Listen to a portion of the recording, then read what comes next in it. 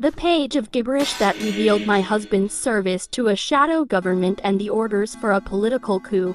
My husband, Thomas, was a man who lived in the past. As a professor of history, he despised digital technology, claiming it lacked soul.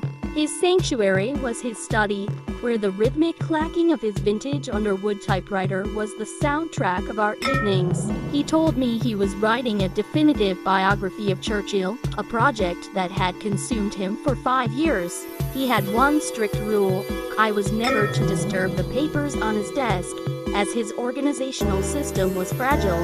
Yesterday, Thomas left for a faculty meeting and forgot to close the study door. A gust of wind blew several pages onto the floor. I knelt to gather them, expecting to read about World War II. Instead, the pages were covered in endless strings of incoherent, nonsensical letters typed in bright red ink. XJ99 Pearl Delta 4. There were no sentences, no history, just pages and pages of chaotic, red gibberish. Thomas returned early and found me holding the pages. He froze, his face draining of color. He collapsed into his leather chair, burying his face in his hands. He confessed that there was no biography. He admitted he had been suffering from a severe, undiagnosed form of OCD and early-onset cognitive decline. He said the writing was a compulsive ritual to calm his anxiety, a desperate attempt to feel productive while his mind slowly betrayed him. He claimed the red ink represented his shame and frustration. It was a heartbreaking revelation. The man I admired for his intellect was secretly battling a mental collapse. I knelt beside him, holding his hand, promising that we would get him the best neurological care available.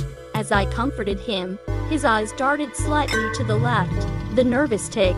The tic wasn't shame or mental decline. It was cold calculation. Thomas wasn't losing his mind. He was the handler for a cell of sleeper agents.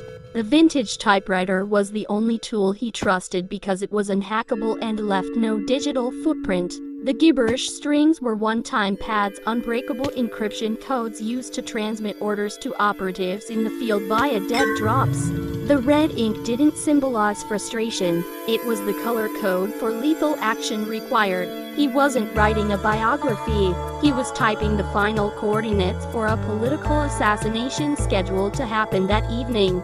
The nervous tic revealed his fear that I had not just seen the code, but that by disordering the pages on the floor, I had scrambled the sequence, potentially causing the mission to fail and leading his superiors to liquidate us both for the air.